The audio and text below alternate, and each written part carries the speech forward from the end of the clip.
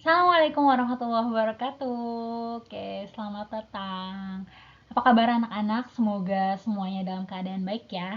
Oke, pada kesempatan kali ini kita akan belajar mengenai green chemistry atau kimia hijau. Dan juga kita akan mempelajari prinsip-prinsip kimia hijau beserta soal-soal terkait dengan kimia hijau. Oke, sebelumnya kita kembali dulu nih ke permasalahan kita yang pernah kita alami beberapa tahun kebelakangnya, yaitu virus COVID-19.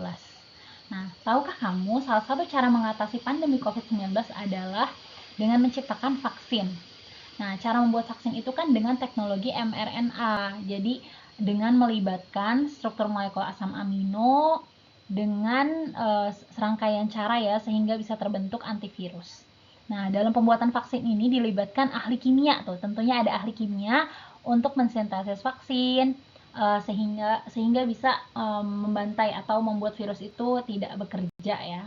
Nah, tentunya ilmu kimia itu sangat penting ya untuk ada di kehidupan kita. Nah, sebelum lanjut kita akan mempelajari ilmu kimia. Apa sih ilmu kimia? Pernah dengar kan ya pasti kimia itu apa? Nah, ilmu kimia itu merupakan bagian dari ilmu pengetahuan alam. Nah, ilmu ini mempelajari struktur dan sifat materi atau zat, perubahan materi, dan energi yang menyertai perubahan tersebut. Gitu ya. Nah, salah satu cabang dari ilmu kimia yaitu kimia hijau. Kalau kita dengar kata-kata hijau nih, apa sih yang tergambar di dalam pikiran kamu? Pasti kalau hijau tuh warnanya tuh tenang, damai gitu ya. Nah, itu menggambarkan banget nih apa yang mau kita pelajari hari ini terkait dengan green chemistry atau kimia hijau. Nah, kimia hijau adalah sebagai upaya ya untuk merancang atau mendesain proses kimia dan produk kimia yang aman, tentunya aman ya, dan menghilangkan penggunaan atau pembentukan zat-zat yang berbahaya. Nah, kimia hijau ini berbeda dengan proses kimia yang sebelum-sebelumnya karena akan mengurangi pencemaran dan menekankan upaya untuk mencegah limbah gitu. Jadi mengurangi pencemaran dari sumber utamanya. Ya. Jadi kimia hijau adalah salah satu cabang ilmu kimia yang berfokus pada keamanan proses kimia hijau itu tersendiri. Oke, kimia hijau disusun oleh John C. Warner ya. Ada 12 prinsip yang harus kita ketahui pada kesempatan kali ini. Oke, kita lihat ya apa saja prinsipnya.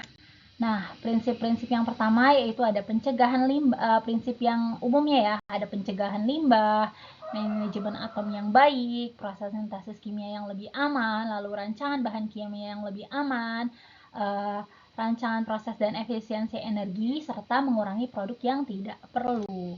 Gitu.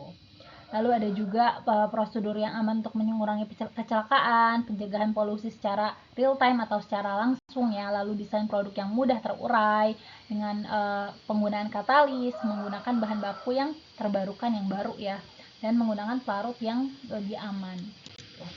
Oke, kita bahas lebih lanjut ya terkait dengan masing-masing prinsip kimia hijau. Yang pertama, pencegahan limbah. Jadi daripada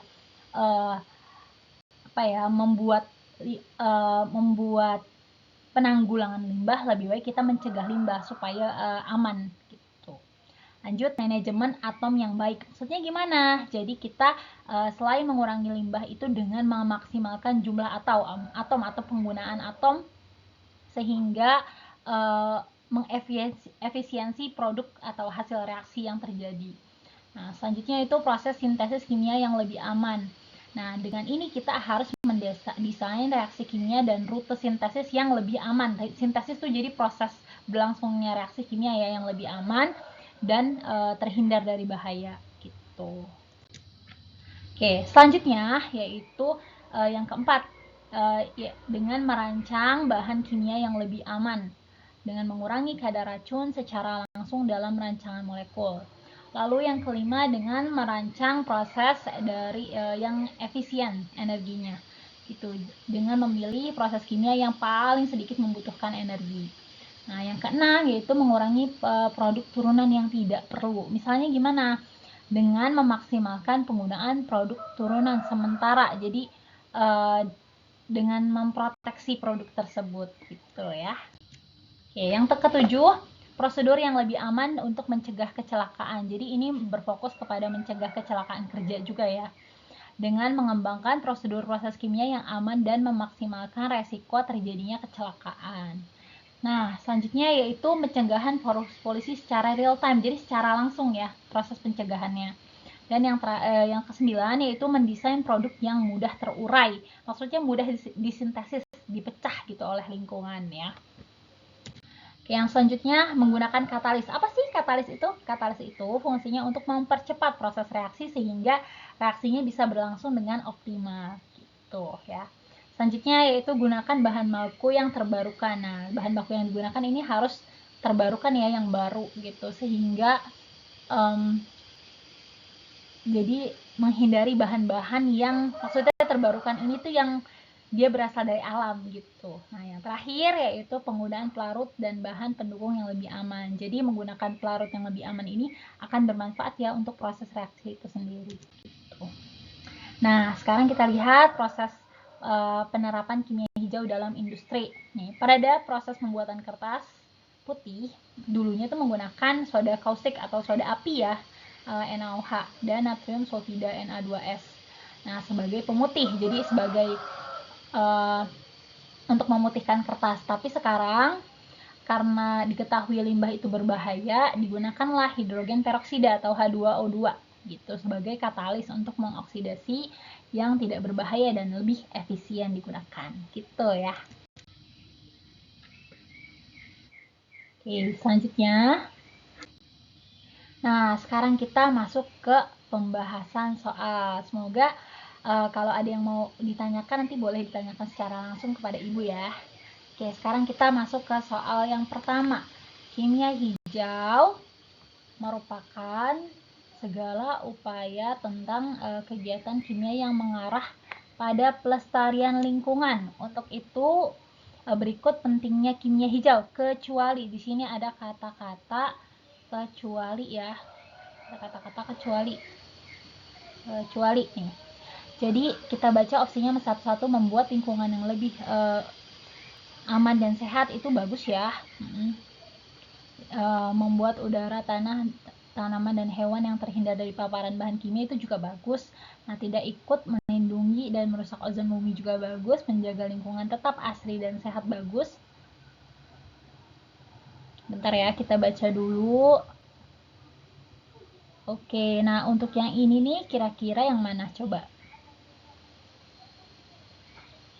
Ini ya, yang opsi yang C ya, karena ada opsi merusak ozon bumi ini. Jadi kayaknya ini kecuali ya, karena ini membahayakan. Oke, kita lanjut ke pertanyaan kedua.